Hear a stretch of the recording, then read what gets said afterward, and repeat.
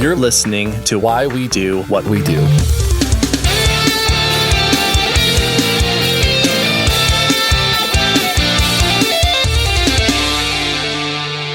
Welcome to Why We Do What We Do. I am your retaliating host, Abraham. And I am your so mad host, Shane. Oh. We're a psychology podcast. We talk about the things that people do and the things that animals do. And sometimes we talk about philosophy. Sometimes we talk about diagnoses. Sometimes we talk about the ugliest of emotions, which will be what we talk about today. Revengeance. Revengeance. We're not pre-vengers. We're avengers. Yeah. And we've got a Hulk. And we've got a Hulk. And his name is Justin, and he does all of our sound. So thank you, Justin, for that. True story. True story. If you're joining us for the first time, welcome. We're so happy to have you here. We unpack all these psychological concepts. We try and do it in about less than an hour. Sometimes we go way over that. And as we said, we're talking about revenge today. Vengeance. Yes. If you're joining us for the first time, thank you so much. If you'd like to support the show, you can join us on Patreon, pick up some merch, leave a rating and review, tell a friend, do all those things. But first, I would like to wish you a happy Don't Step on a Bee Day. Yeah, that would hurt. Would it hurt for you or the bee? Probably both. Both. I don't want to be stung by a bee. I don't like being bee stung. It's not my favorite. Understandable. It's just the bee getting back at you. Yeah. It's also International Nikola Tesla Day, which is fun. It's National Kitten Day. Ooh. Aw, that's adorable. Yeah, that's great. I think that's great. It's National Pina Colada Day. I hope I never have to serve a pina colada again. I did that for like a summer, and it was the worst. Pina Colada Summer. Ugh. It's Teddy Bears Picnic Day. I don't know what that means, but I'm assuming it's you include your teddy bears in a picnic. And sure. That's my assumption. Yeah. It's Pick Blueberries Day, which is delicious, and I love that. Very good. U.S. Energy Independence Day. Get on that grid. Get off the other grids. Yeah, it's funny to think that that's like a thing that they're celebrating because I mean, we're not really that independent from other energy. It is Air Conditioning Appreciation Days. As a Floridian myself, that is every day. Yeah, because it is wildly hot down here right now. Yeah, as they're now having to update the maps for like what regions are considered to have what like rain and what types of regions they are because the climate is changing. We can all get on board with Air Conditioning Appreciation Days. Most definitely. So for some reason, it is Be Nice to New Jersey week. So you get this week, New Jersey. Yeah, that's it. That's it, Jersey. It's Creative Maladjustment Day.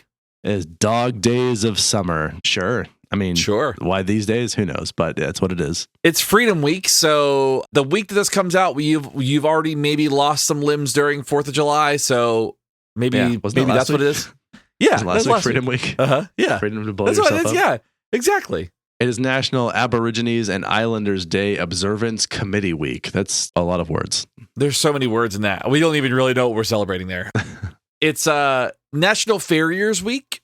Okay. It is Nude Recreation Weekend. Fun. Go back and listen to our episode on nudism. Yeah. Oh, that was such a great episode, too. That was so fun.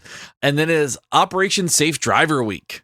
So excellent. Now it's funny to think that like maybe people are driving in the nude. Is that safe, though? In their car's AC.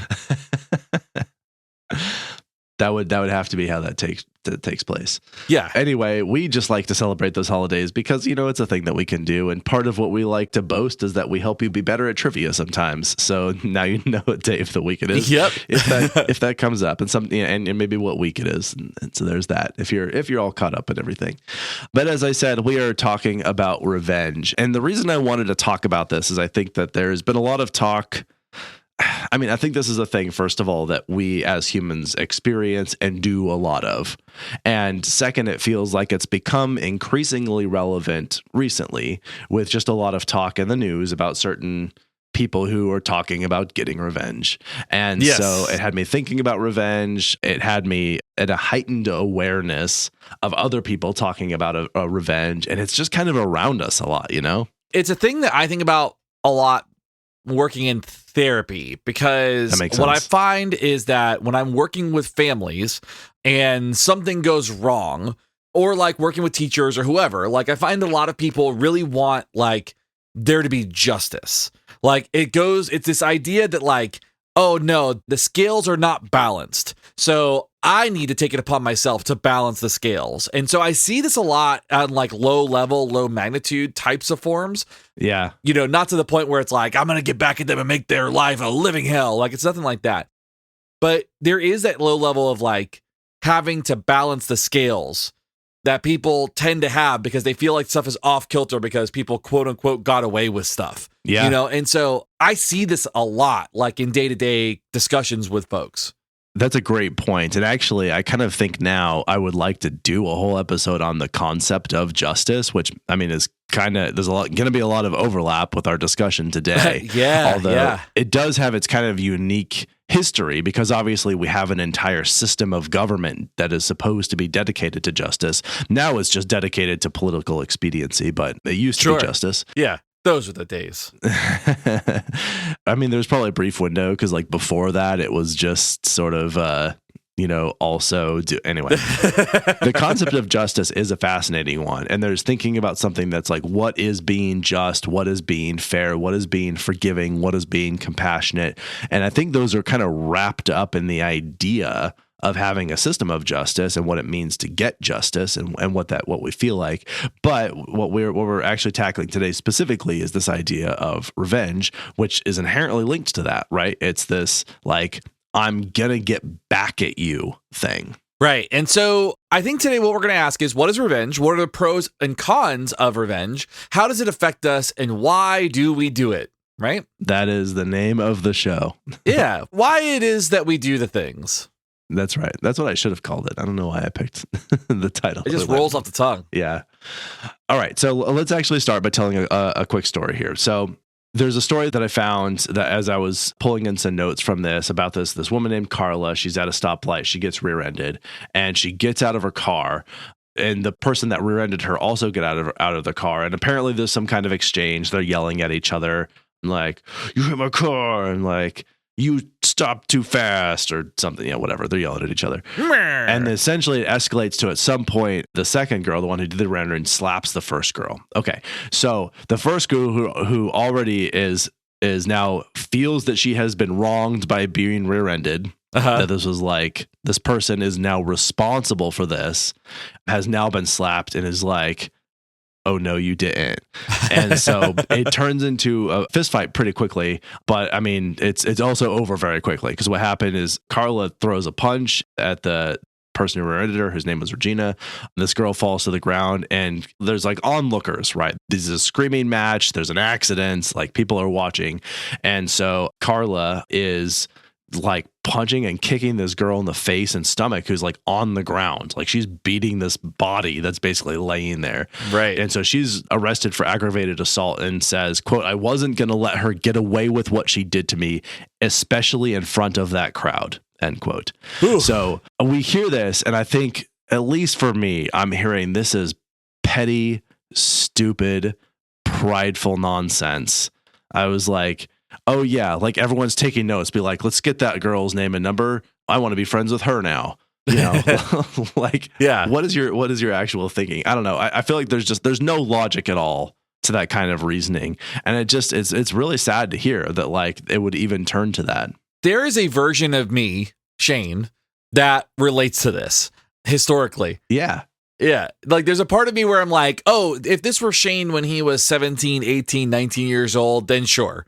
Like I could see a fist fight ensuing, right? Like if somebody, to be fair, if somebody threw a punch at me, then yes, I'm going to defend myself, right? Like I think about that version of me. Now, today, I'm like, I don't want to fight anybody. Like, what are we doing? We're adults here. So like, and kind of going like as like a mature, wiser wizard that I am, I kind of go, no, I don't relate to that as myself today. Like I can understand it, but I'm not that person. So, but I think a lot of people who are listening and hear that story are probably going, yeah, I get it. I would do that. Or that's me. Like there's like some level of relation to that, or at least that feeling of wanting to get back at somebody.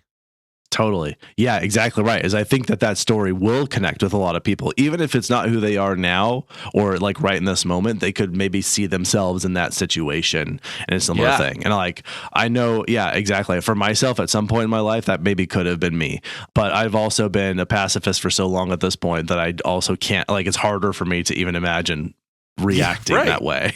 Right. You know, like, I'm not going to start punching and kicking.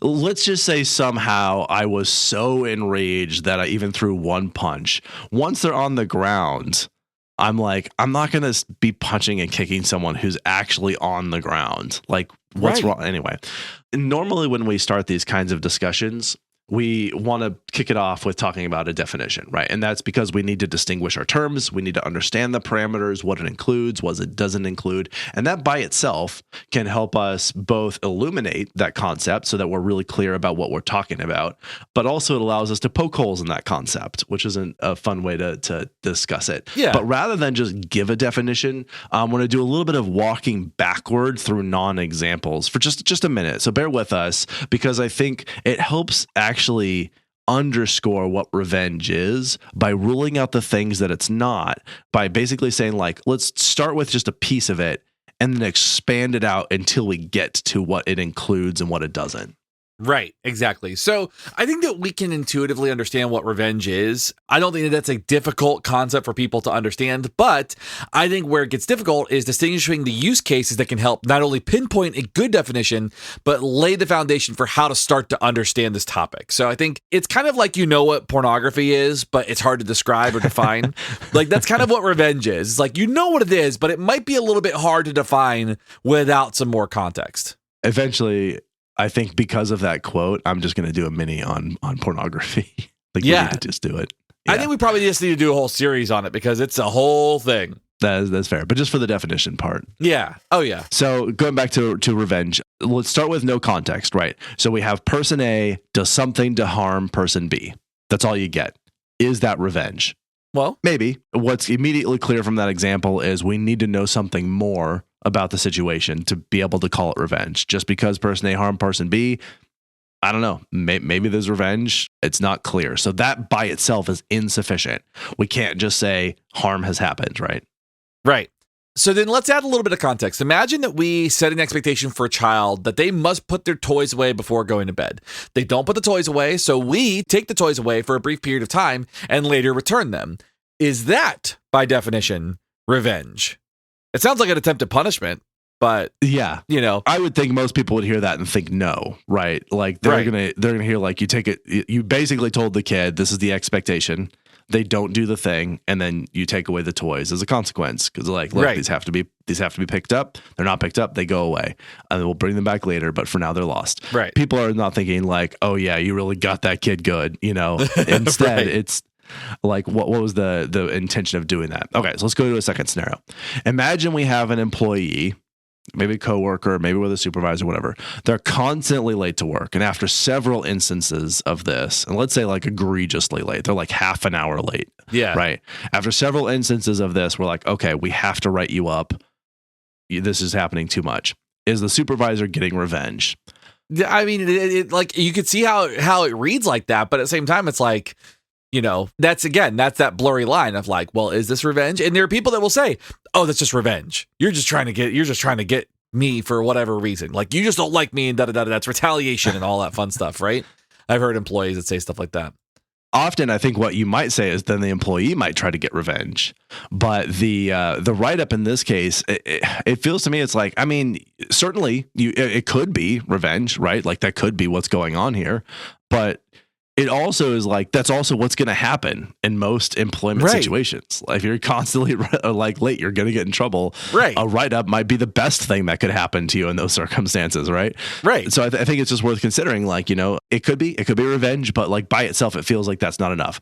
I think what we have in here is there's often the temptation or the inclination to sort of conflate revenge with punishment. Yes. But both of these examples that we've provided, they're looking at the punishment side of things, right? We're trying to have some kind of consequence that decreases the likelihood of that behavior being a problem in the future. But they're not really in what we're thinking of revenge. We're talking about people who are getting back at someone or getting their vengeance, right? You know, when we use these examples and it comes up, there's always that question of like whether or not somebody is trying to get back at you, like, or trying to get back at that person. Like, one thing that comes up a lot is when ads play, it feels like somebody's trying to get back at us.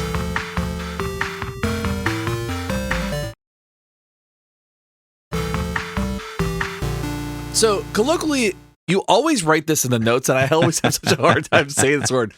Colloquially speaking. That was good. Hey, thanks. My mouth works sometimes. We tend to talk about punishment as a penalty for some violated expectation in which the punishment is intended to teach something about the future behavior. But in both the scenarios that we just kind of referenced, the punishment may be, and also hopefully is, delivered without anger, right? Typically when we're delivering a punishment-based situation or like trying to impose some kind of outcome as a result of not following expectations, they're typically delivered without anger. When they are delivered with anger, it gets a little bit iffy. Exactly right. Yeah. Like if you imagine the parent is like yelling at they're like, I'm taking your toys away. Like it's going to feel maybe a bit more yucky and sort of on the revenge spectrum of things. Right. But they're like, oh, that was what happens. Like I told you. And if you're not going to do it, then that's what happens. So I think oftentimes in this punishment, now punishment certainly can be delivered with anger. Sure. It can function that way. But oftentimes punishment is specifically calculated to be delivered in a specific way to have a specific outcome. Like, okay, we're almost strategizing here. We want to prevent this thing from happening in the future. Let's what is going to be the outcome that we deliver that's going to have that effect? Sure. So, of course, in both examples, they could be done as active revenge, but let's continue for a second. So maybe they were intended to cause harm. Okay. So like as an example, let's use a military sniper killing a target or a murderer attacking a victim. Are these scenarios, these circumstances, are these considered revenge? I mean, it's as we start to unpack this, it's hard to say. Right. So it's like, okay, if we just start, so we went the punishment route. Okay. Now let's just go, someone's just doing harm to someone route. Like, okay, maybe what revenge is it is intentionally causing harm. I'm like, okay, well, military sniper killing a target. They could feel bad about that, right? They could have protests against that they've been assigned to do that thing. Murderer attacking a victim. It could be out of revenge, right? That could be why they did it, but it also might be for any other number of reasons that people do that sort of thing, I guess. Right. So by itself, it feels like it's insufficient to call it revenge. Like it could be, but not in most cases. And I think that what that sort of highlights is it must mean that there's something about whether it is felt to be deserved harm, right? The recipient deserves that harm for something that they've done. So I think we've done some good sort of stripping away what it isn't. So let's step away from the what it isn't format and start talking about, I think, just what else is entailed in trying to get the definition of revenge. Right. So it's not just that they did something to deserve it. It's whether it is perceived as intention and if they have agency. So basically what we're saying is it gets even worse when the avenger, the person who is engaging in the vengeance type of behavior, engaging in the revenge, is feeling angry. So there is this kind of conversation around, so much of it is implementing this stuff based on the fact that somebody else deserves it because they have wronged somebody and I'm angry about it. Yeah. And so this part about the intention and agency is really important because let's say, for example, children. We tend not to try and get revenge on children. They often don't know any better. Speak for yourself. Yeah. Fair. I'm just kidding. I love children. They often don't know any better. Oftentimes it's just being reckless.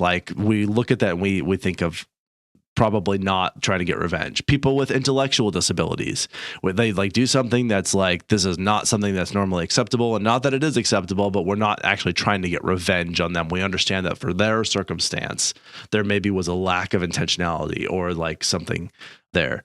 So the purveyor of retribution must perceive that it was done intentionally or recklessly, and therefore the recipient deserves it. So they had intention, they had agency.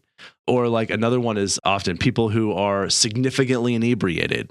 They might do something, and although that can be really frustrating and really upsetting, unless it's vehicle related, most of the time people will sort of give them a bit of okay, I understand in most circumstances you wouldn't have done this. Right. But in this case, you're inebriated. You shouldn't have been inebriated, and certainly not to the level that you were. So that's a problem. Right. But you did something bad. We're not necessarily going to try and get revenge because we know that you were under the influence of whatever you were under the influence of, right? And then there's this whole aspect of the idea that revenge seems warranted or called for, and increasingly so, as long as the action done is perceived as wrongful to the person now seeking the revenge, right?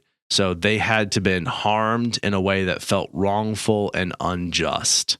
Right. So this leads us to close to an official definition of this, right? So definition of revenge or vengeance would be to do harm to someone who is perceived to have done wrongful, unjust harm to us.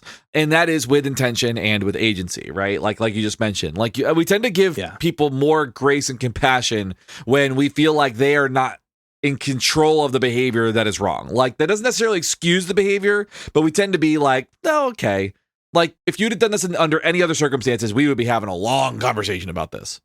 Yeah, exactly. So, and I think that's unique. That's kind of an interesting aspect of this, is considering, like, under what condition does it happen? And it's kind of a very specific niche, but it's a kind of very specific niche of circumstances that happens a lot, right? A lot. And so, like, I think we experience opportunities for thinking about revenge, even when it's not directly related to us throughout the day. Right. And a good example of this, too, is like we tell stories about revenge all the time. Stories throughout human history love revenge as a motive, as a theme. We were just talking before we hit record. John Wick, like this very popular movie series all about revenge. Yeah, John Wick, Monkey Man. That's a newer one that came out. The Taken movies. Oh my God, the Taken movies. Yeah, like, I mean, the Avengers. Yeah, in the name. The literal point of them getting together was to beat up Loki. Yeah, is to get revenge. Yeah. Man on Fire. And then, like, many Shakespearean plays, Hamlet, many Greek stories throughout time, is a hugely popular motif to set up storytelling. Yeah. That people resonate with the person who's getting revenge. Yeah. Like, they're on the side of the venge seeker, right? The comic book Deadly Class. Deadly Class is like an entire series that is dedicated to one person seeking revenge. Okay. It's great. It's a great series, but it is one that's like, oh, here's another one. I think, isn't Ninja Scrolls too, like anime? Like, there's all kinds of, there's so much out there. Okay. Don't quote me on that because I'm not an anime aficionado. I don't want people to get mad at me, but I think Ninja Scrolls is like a revenge story. Okay. I was actually just thinking as you started saying that, I think you could really say that The Dark Tower is a revenge story. Oh my God. Yeah. Like both sides, like both your antagonists and your protagonists are getting revenge against one another the whole time. Forever. Yeah. In an endless struggle of cycles of vengeance. So yeah, just let it go, just let it go. That's actually, what's funny is now that you said that, the entire story is that, right? The moral of the story is just let it go. Yeah. That's wild. Exactly. That's great. Yeah. And I think several Stephen King stories do that. And I think a lot of stories do that. Like, that's not unique to him and at all. Like, this is a very, very common thing that we see. Yeah. And I think he also, as you said, like, I think he has the underlying, like, we seek the revenge, but the moral is let it go. I think of The Green Mile is kind of a good example of that. Yeah. Yeah. So anyway, that's a lot of like sort of pop culture type references and literary references. But the other thing to think about too is that, like, although we do have these stories, a lot of them are sort of the protagonist seeking revenge and we identify with them. We also have a lot of stories that talk about like the recipient of revenge and we identify with them instead. It's all in how the writer wants to tell the story. And I think there's very good examples of us having mixed interpretations of what we think about revenge in our culture. Sometimes revenge is good. We have the bad guys that get their comeuppance. The good guys get the bad guys, right? Is a sort of common way. But then we also have revenge as appearing bad. It can appear petty and childish and just spitefully mean, and like inappropriate. And then sometimes it's kind of in this neutral gray zone. And I think that's very common when we're sort of telling historical narratives about two warring factions where they both feel aggrieved toward one another, and it just sort of seems like they're both trying to settle that grievance, but they're kind of going back and forth, and sometimes one's sort of getting a leg up and then the other. It kind of makes me think a little bit about Star Wars, although it's very clearly who the bad guys were in that. Yeah, the Jedi.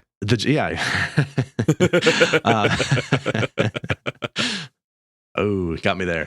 And then there's these moments in stories where we see our hero or a protagonist, often they do this, has an opportunity to exact their revenge, and then they avoid it. And then we see this as being like this almost saintly very compassionate, very mature sort of approach. But we could also see someone who had an opportunity to get the revenge and didn't, and see that as being weak or cowardly and ineffectual. Yeah. It plays out a lot of different ways. This is really not a clear-cut way that we sort of think about and talk about it in our storytelling. Well, and I think there is something to be said too, like to the point of like sometimes we see it's good, sometimes we see it's bad, and I think it really depends on what side you're on of the moral argument, right? Like there's got to be, because I think about it, it's the same mechanism, right? But when it's a bad guy getting their comeuppance, it's justice. Yeah. When it's, you know, somebody coming after me to intentionally harm me, then it's revenge, you know? So I think there's also that framing device that changes the way that we perceive it and how much of it that we accept. Not even just like how we enact it or how people enact it, but like what we will accept as a reasonable response to a situation, you know, like, okay, you know, and there is like going back to somebody broke the law, they go to jail. Is that in itself revenge? Not necessarily. But then when you think of like the movie Death Sentence with Kevin Bacon, where, you know, if you've never seen that, his son is killed by some gang members, and like during like a robbery, and he ends up, the whole movie is a revenge movie where he is going and finding these gang members and killing them all. So, you know, it's a great movie, great movie, but it is one of those ones where you're like, you're rooting for the guy who's literally murdering everybody. Yeah. Yeah. And we're going, that's good. And we're going, that's good. And it's like, nope, that's not good. That's a bad path to go down. But you know, it's really how it's framed, because like you could frame that as going, he's just getting justice for his son's death. Something you said that was so important and that you were sort of alluding to in that story is that like in real life, outside of stories and movies, everyone is the hero of their own story. Yeah. I think there are circumstances where it's pretty easy to say you are in the wrong. And there are people who will even admit I was in the wrong. Right. But a lot of the time when we're in these situations where there's like a back and forth revenge seeking going on, both people think they're in the right. And honestly, if you were to consider that other person's perspective and what they're dealing with from your revenge, and then I think you start to understand like nobody's in the right here. Right. You know, there is no right side of this. This is just, and sometimes like it's just a big complicated mess. Like maybe one person started the grievance, but then the other person, you know, they followed it up with their revenge, and then they just go back and forth until they've both done so much harm to each other that it doesn't even matter where it started. They both did terrible things. Right. And the person who started it probably, again, it was not in bad faith. Like they probably did something that seemed like it was appropriate and justified to them at the time.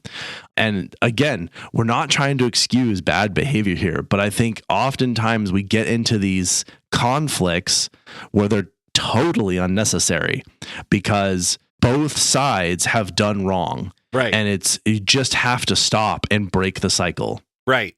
Speaking of breaking the cycle, here's an ad.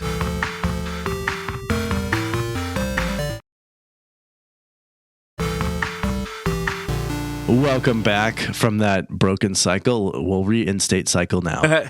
All right. I like that. So some other things sort of talking about here is, in considering and understanding revenge, is a lot of the research and science and I guess you could say observation, loosely speaking, has sort of classified what people tend to do in their revenge seeking. And I think that does help illustrate what we're talking about here and why it matters. Right. So people tend to exact revenge more when there is less of an opportunity or less of a likelihood that the recipient of said revenge will actually seek further revenge against them. Basically, what this is saying is people are more likely to get revenge if there's no return on that revenge. Right. Like, you are not going to get back at me. If I act on this, this is going to be the end of it. People are more likely to do it. Yeah, so often there's an imbalance of dynamics here. So they're more likely to try and get revenge when they're larger, stronger, they have more physical or metaphorical power, they've got better weapons or better defenses.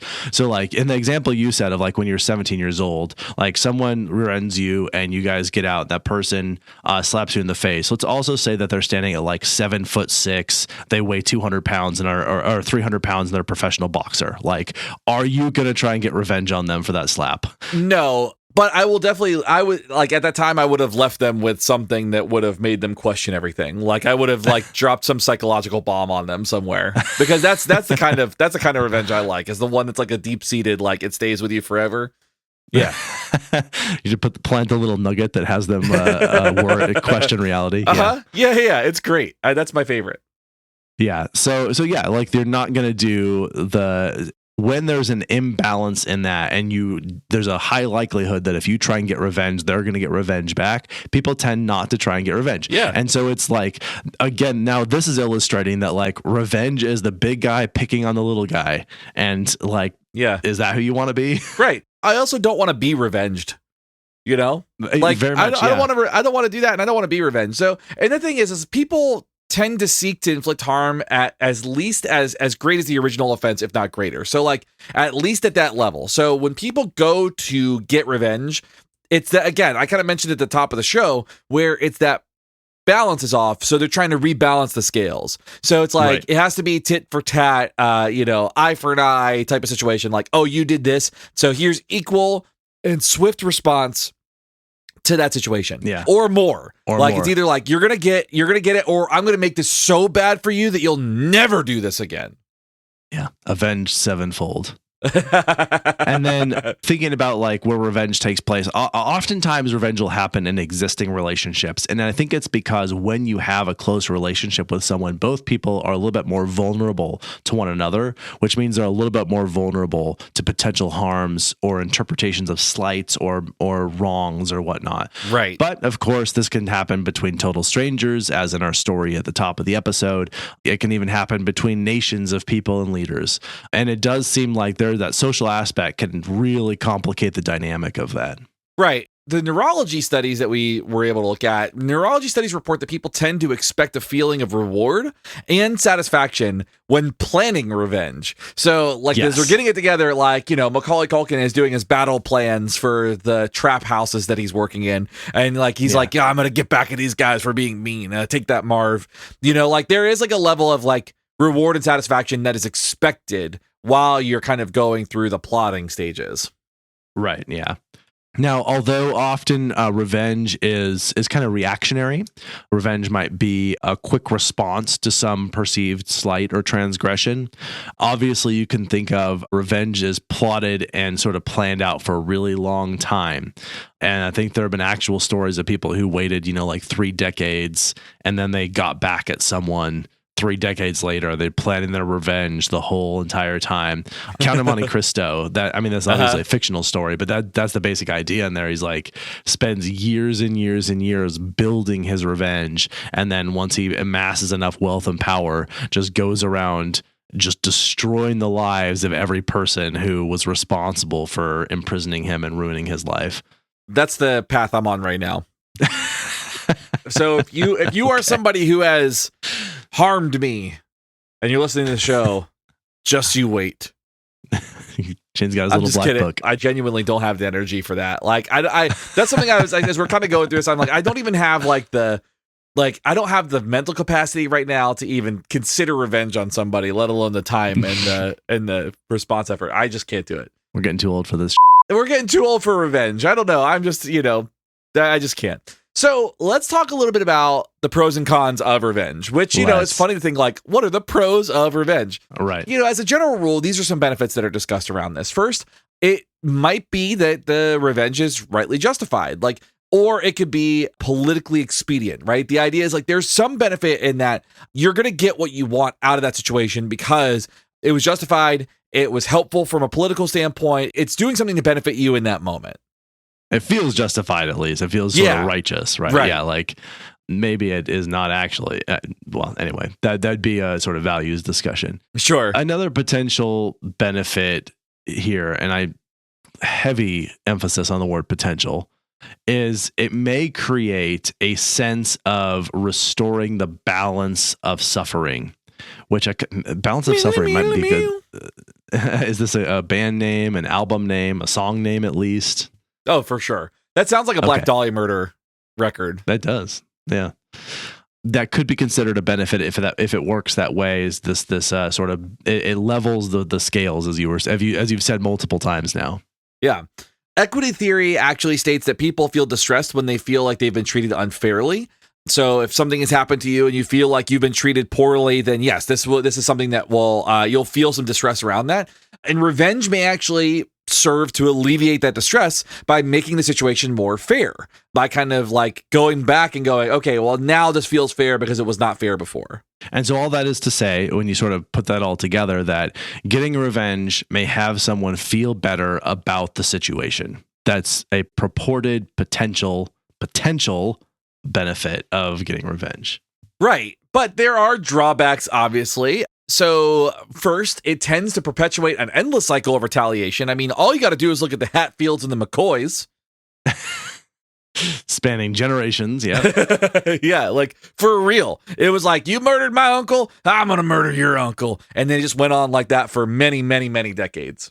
That is exactly one of the biggest problems with this. It almost always results in a back and forth for, not almost always. There are lots of instances where it's kind of a one-off. Something does something, someone does something else. But it can quite easily lead to this just ongoing, perpetual, like, you get back at me, I get back at you for getting back at me, then you get back at me for getting back at you for getting back at me, and it just goes on and on. Right. Another one is that, this is an important one, I think. So the Avenger tends to feel, because they've exacted their revenge, the tendency that they've reported is that they actually tend to feel an increased sense of fear that they're going to then receive additional retaliation from the recipient of their revenge, and that they can actually, that fear can persist for a long time.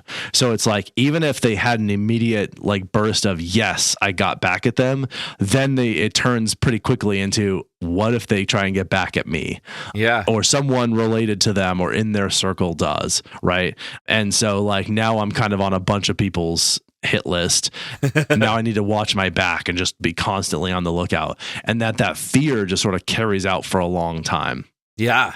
Another thing too is the Avenger tends to think about the situation and think about the revenge, and they experience aversive emotions for longer. So as I was reading that and thinking about that, I was thinking of the scene in Endgame, Avengers Endgame, where Scarlet Witch says, "You took everything from me," and Thanos says, "I don't even know who you are." Yeah. Like, if that doesn't tell you how revenge is so powerful, like, she was like thinking about this forever, and he's like, "Nah, I don't even." I mean, it was like, it didn't even impact him. Like, it wasn't even on his register. So like, the person who was avenging Scarlet Witch was like having all of this emotion around this, and Thanos didn't even blink an eye for a long time. Yeah, just carried it with her. Yeah. Another I think pretty clear drawback to revenge is that, because we talked about how it can happen in like interpersonal relationships with people that you know, it can pretty quickly damage those relationships, often beyond repair. Now, sometimes there's sort of a dynamic in a relationship where it's just a lot of back and forth going at each other, and that just persists for a long time, and it kind of works. But when it turns into like a cycle of revenge, and particularly if it escalates, which those things can do, like, it gets to a point where it's like, that maybe was once a valuable relationship is now both a source of distress, fear, frustration, anger, and like misery, and it just continues to get worse and worse over time. And it's like, now that person who was once a friend is now like a bitter enemy, and like so that happens. That can happen because of revenge. Right. It's bad. Another drawback we would argue is that rather than being cathartic, it tends to keep feelings of the injury present for longer. Like, so it just kind of festers and doesn't really get better. Like, it doesn't, like, now I've resolved the situation, now what? Because you spent so much time planning and plotting your revenge and having that feeling around it. Like, you're still going to have the feelings about that situation. Yeah. Like, it doesn't make you feel better that you hurt somebody else. Very rarely does that happen. So there is that experience around that too. And very often we come to regret those vengeful acts. Like, it's in the moment, we're all heated, we're all worked up, we're escalated, and we go and inflict our revenge. And after a while, we kind of have to sit with that and feel like, I wish I hadn't done that. And like, the damage is done. You can't undo it. There's no control Z for this. It is just, you just have to live with that now. And then it's something you regret. So it's like, try and act less impulsively. Right. That's what I'm saying. Like, just don't do it. Like, just to try to like get that under control. Get that under control. And, I think at the end of the day, like, it can escalate the conflict. It can make things way worse because you're just kind of, again, perpetuating that cycle of back and forth, back and forth, back and forth. And as a result of that, like, not only do you end up getting hurt and the person that you're trying to hurt gets hurt, but people around you get hurt. I mean, I think genuinely the Hatfields and McCoys, like, now that I've brought that up, now that's all I can think about as far as like the revenge tale goes. Yeah. Because so many members of the family ended up getting killed as a result of that back and forth between two people. It started with two people and it just turned into a family affair, Yeah. I ran into several stories that talked about there being some countries where like some people in power have blood feuds that have been going on for generations, where they're basically killing off, groups of people, maybe families, or some group of people that they're killing off, members that have just been gone on for decades, right? That they've been keeping it going. So, I talked a long time about that TV show Hunters, and the whole premise of that show was mostly Jewish people. I think there were some people who weren't, in like the 1960s, I think, who were hunting down ex-Nazis. Yeah. And killing them. And like that was the whole show. Like the whole premise is sort of John Wick-ish in that sense. Right. The Nazis who survived, who were sort of out and about, they were hunting them down. Particularly those who were like continuing to be Nazis, but also just So anyway, like as you said, like it can escalate and it just gets worse and worse and worse, and the conflict grows more and more severe. That's also one of the major drawbacks. And a major drawback to like having a podcast is having to play ads.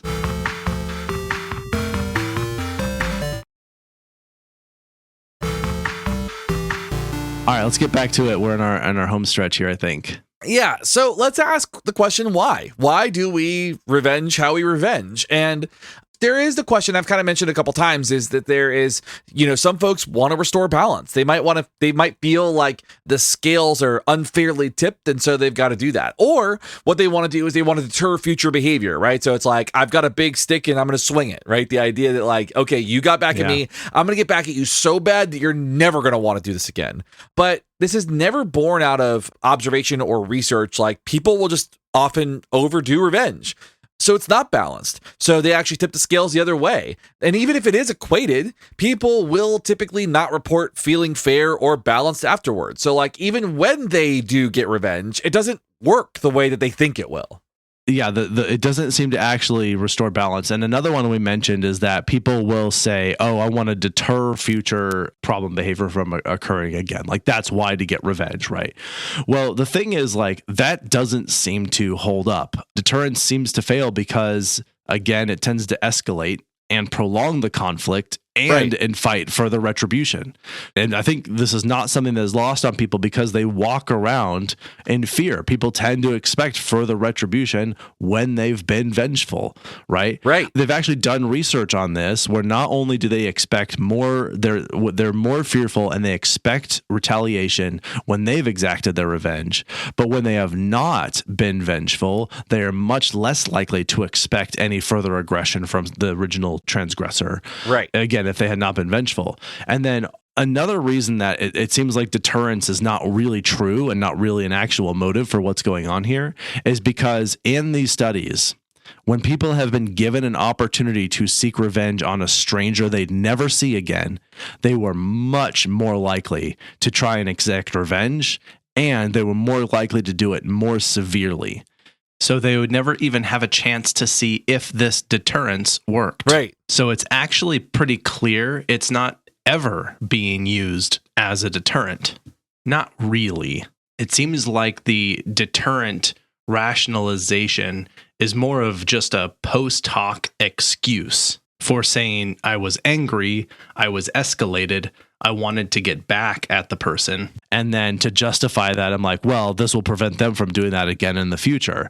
Even though we know that it won't. You're more likely to do it if you think you can get away with it and not have retribution. And it tends to, and in most circumstances, it tends to escalate. And most people kind of know that that can happen too. So like deterrence is it's just a myth. Right. Yeah, it's an excuse. I mean, it's an excuse. Now, Ender's Game. That was what I was thinking of when I was thinking about this deterrence thing. Because in Ender's Game, he kind of has this whole spiel about like, even though he's feeling like he's not that violent of a person, he's like, when he was getting bullied, he's like, I have to put that person down so that they can't hit back. And that was part of what has them select him as like sort of the leader of things. Yeah. Is like, we want this kid because his rationale is end any future threat. And so they're like, answer genocide. Yeah. What a wild book. Yeah. It's a great book, but it's that series is interesting. It's dark. It's dark. Yeah. And it doesn't really get lighter as you go through the rest of the series. Nope. It's weirder. Weirder. Yeah, for sure. Now, revenge generally happens in the context of an angry emotion. And so anger is often a key part, if not central to revenge. And that in itself is a pretty significant driver for people. When people are angry, they tend to want to do things, and maybe they don't think about the outcomes of those things and whatnot. But when people are angry, they tend to do a lot of things. And that in itself, that burns out very quickly. If you want to kind of use the idea of like emotion as like a motivation and stuff like that. But yeah, like basically like emotion is so fluid. Like, you know, when you read stuff like on ACT and they kind of talk about the idea that like emotions are really more like visitors that kind of like magnify certain motivations at a time. Anger is one that's like a quick visitor that magnifies the need for revenge, and then it goes away, and then you get revenge, and then you're left with the fallout and no anger from that situation, or maybe some like resentment or whatever. You know, there's a lot of kind of weird stuff to unpack inside of that. Yeah, very much so.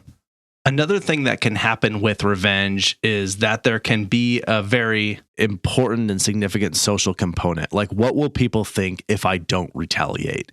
I think I see this a lot in politics, right? Yes. And there's this sort of like, I have to look like I'm taking action. Otherwise, people will think I'm weak, or they'll think I'm ineffectual, or they'll think, you know, I can't handle this, or they'll basically say like, you need to get back at this person or entity or group of people or whatever.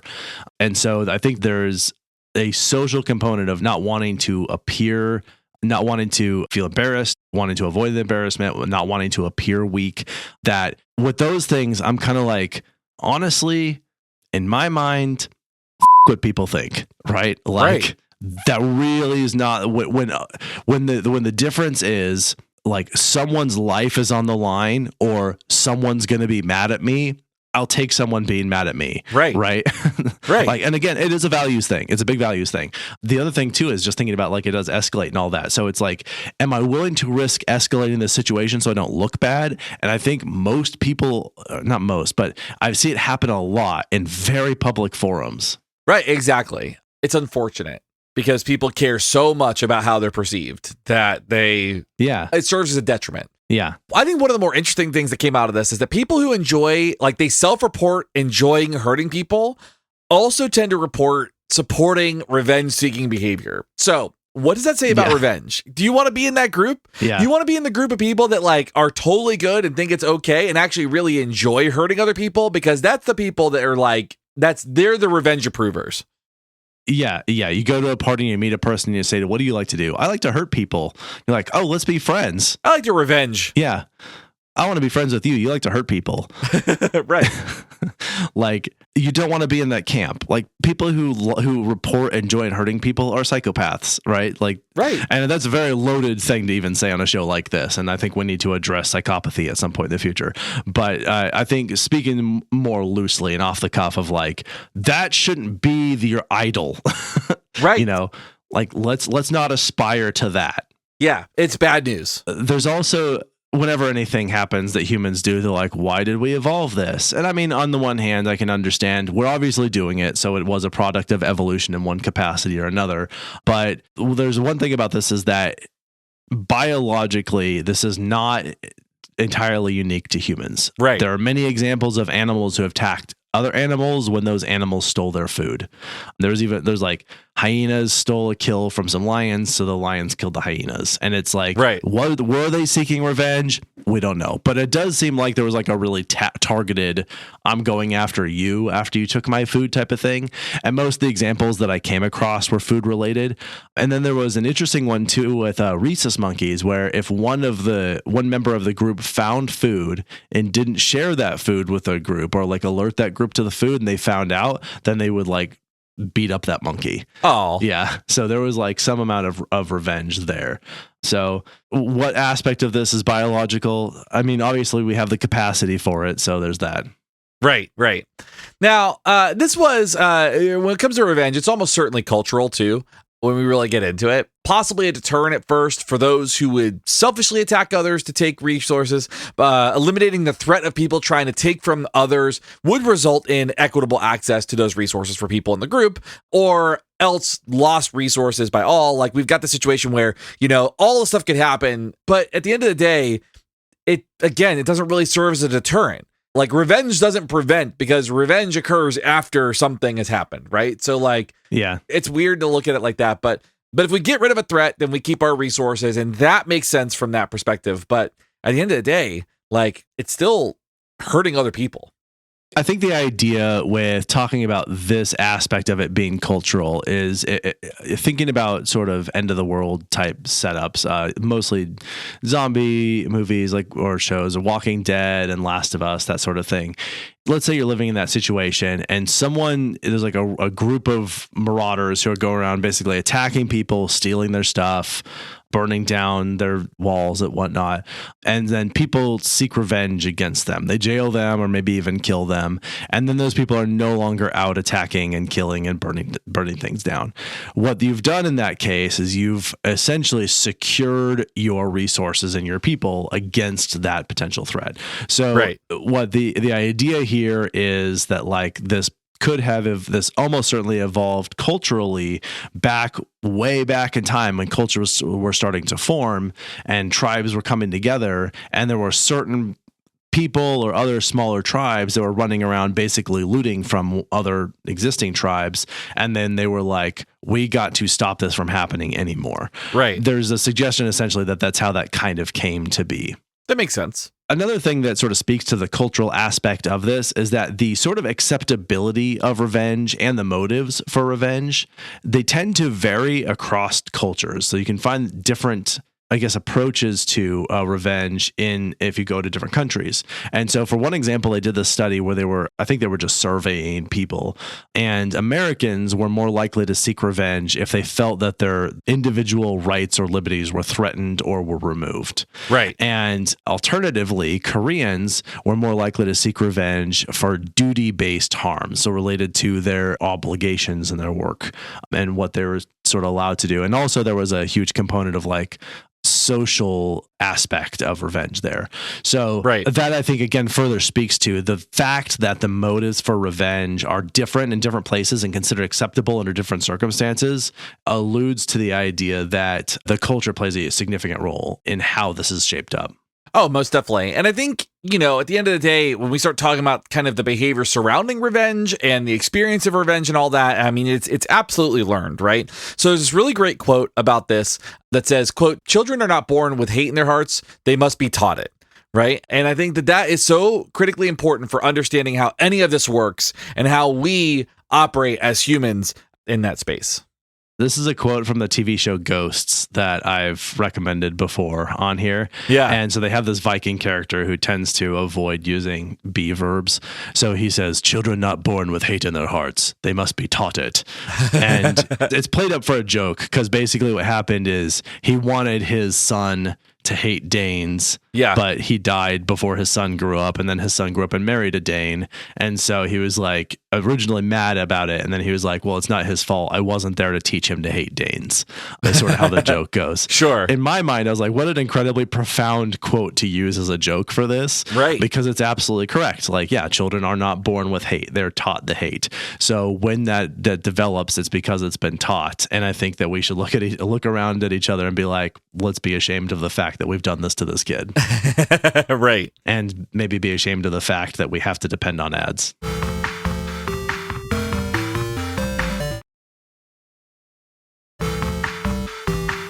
Okay, we're at our very last thing here. I think unpacking just a slightly different angle to take in understanding revenge.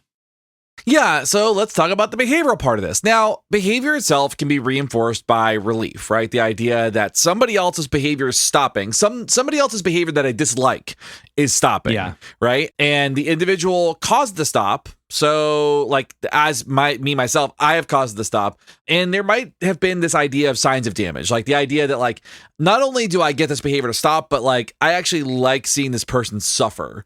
Yeah. And that is, for our folks that agree that they enjoy hurting other people, that signs of damage piece is fair game to consider. And for those of you who are not familiar, signs of damage simply means that another organism will enact harm on another organism just because they enjoy the result of the harm. It could be blood, it could be pain on the face, wincing, crying, the actual damage itself.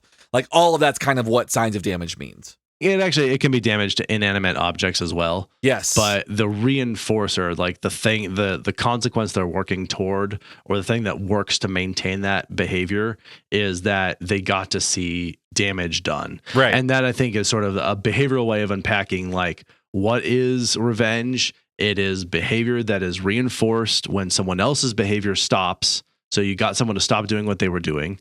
And so that is a reward.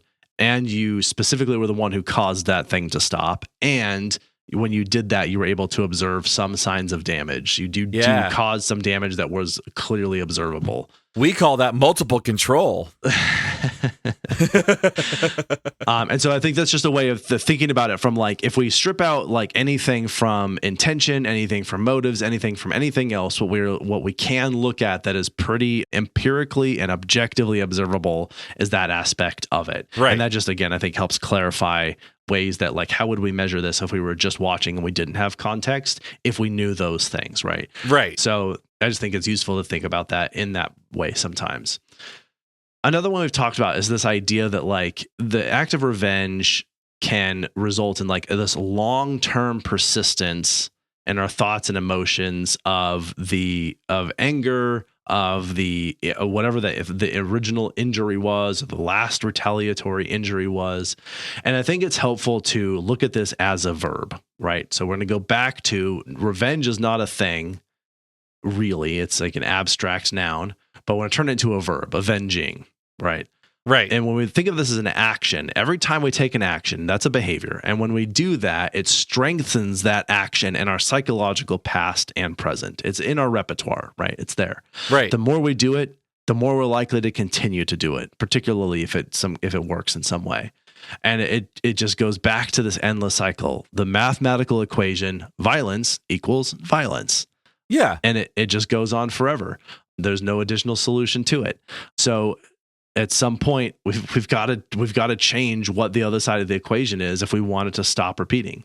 Right, exactly.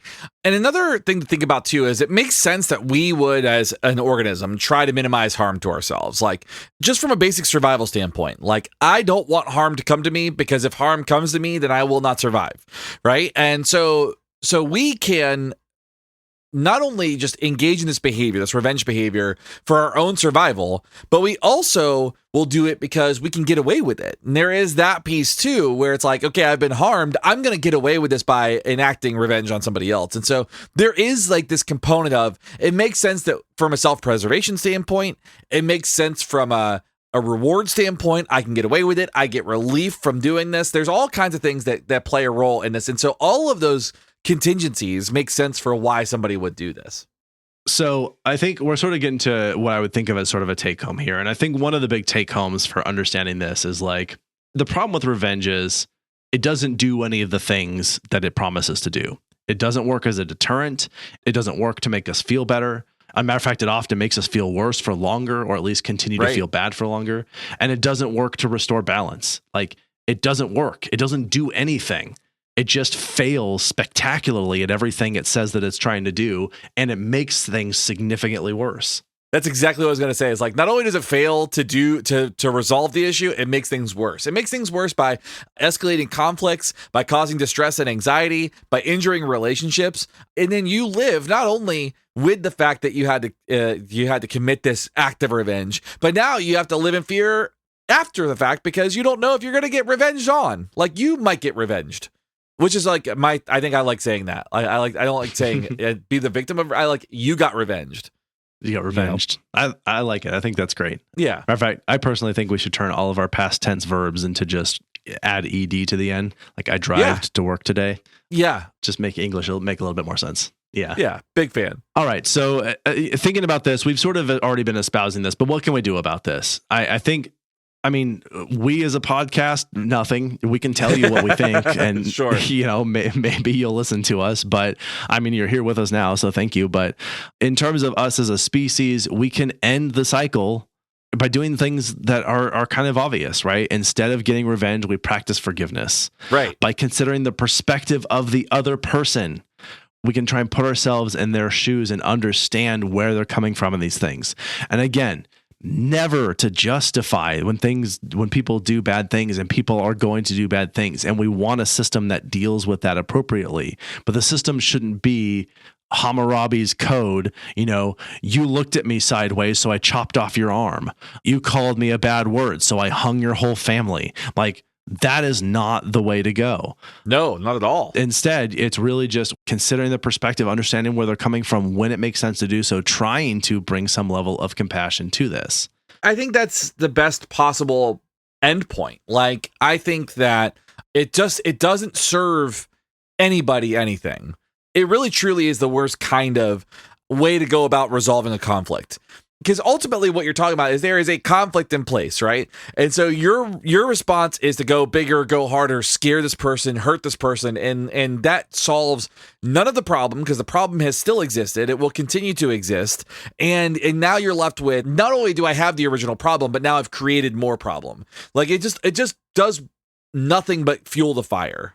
Another thing that we can do about it is practicing mindfulness. There's actually been some experimental research that's shown that when people practice mindfulness, it'll de-escalate some of those more intense emotions, and they're less likely to report wanting to even seek retribution afterward. It's not a panacea. It won't fix everything, but it does help at least turn the dial down a little bit on the temperature of that experience. And so people are able to sort of make more intentional decisions then. Right. And then finally, again, just thinking about this violence equals violence, this escalation, this endless cycle of revenge, what we can try and do instead is, as often as possible, lead with compassion. Lead with compassion even when we feel we've been wronged. The whole turn the other cheek thing, right? It's just another thing. We can try and make this world a less scary place to live if we can trust each other, because we're compassionate toward one another. Right. Like, it seems like mostly we want our species to continue. Like, we keep having kids. We keep building medical institutions to support people medically. Right. We keep trying to make things safer. So I think we want our species to keep going. So seems like it. Let's also take on this psychological aspect of be kind to one another and practice compassion and forgiveness, and see if we can then move toward not killing each other anymore. Right. That would be the goal. Low-hanging fruit. Yeah. Seems nice enough. I do want to end really quick on just a little personal note. I know we've gone kind of long, but you were sort of speaking about when you were younger and you would get, had someone done that to you. I used to love the idea of revenge. I loved revenge stories. I loved revenge movies. I loved the idea of getting revenge and this idea that I would get revenge on people that had wronged me, whatever that's supposed to mean. And every time I had an opportunity to get revenge and I tried, it was horrific. It backfired so badly. I might have been successful, and then I actually injured that person in my relationship with them, and then it was I just felt really bad afterward, and I was unable to repair it. Right. Even little things, it was you didn't do this thing for me when I expected it, so now I'm not going to do this thing for you when you expect it. And there's why would you do that to me on purpose? You're a bad person. And I get that. I was yeah, that was a pretty dick move. Right. It has never worked. It is just always been the wrong answer. Anytime it's ever felt like the right answer, it has been the wrong answer. So I think it's just worth considering. There's just no way to fix a broken system like this. It is, by its very nature, it is an unworkable, unsustainable system. Right. Exactly. It burns out really quickly and leaves everybody in the lurch. Okay, so we made it. That is everything that you will ever need to know about revenge. Yeah. Just kidding. Never have to study it again. That's right. Thank you so much for being here with us. We're going to go ahead and recommend some things that are unrelated to revenge, as far as I know, or at least somewhat unrelated. I don't know. Mine's unrelated, but we like to recommend some things. But first, I like to do the credits. If you would like to support the show, you can join us on Patreon. If you do, you get access to all kinds of behind-the-scenes content. You get ad-free content, early episodes. You can talk to us and stuff. I mean, you can talk to us anyway. Yeah. But there's a little community of people that are there, and it's great. Consider joining us over there. You can join for as little as $1 a month. Technically, you can join for free. You don't get any of the benefits, but you can hang out with them, sure. Yeah. But I would like to otherwise thank our patrons who have been so generous with us, and that is Mike M, Megan, Mike T, Justin, Kim, Joshua, Brad, Stephanie, Olivia, Brian, Ashley, Kiara, and Michelle. Thank you all so much for your continued support. Yes, absolutely. We love you so much. Also, of course, thank you all for listening who are with me here today. Even if you're not a patron supporter, because that will be most of you, and I do appreciate you for listening and continuing to make this show feel a little bit relevant. And then my team of people are very necessary to have this show even happen. I'd like to thank writing and fact checking from Shane and myself, our social media coordinator is Emma Wilson, and Justin does all the audio stuff that makes it sound like a real podcast. If you would like to reach out to us directly to tell us your thoughts on the things we're about to recommend or revenge things, maybe list some more things that we didn't list that were great revenge stories, you can email us directly at info@wwd.podcast.com, or of course you can reach out to us on the social media platforms that are not dedicated to hate speech and misinformation. Yes. We are on those ones. Most of them, or a few of them, I don't know. There's several. The main ones, I guess, that you'd think of. So anyway, you can find us there. Is there anything else that you would like to add, or anything I forgot before we get to our recommendations? No, I think I'm good. Okay. Revenge for talking about revenge. Let's do something different and do some recommendations. Yay! I love it.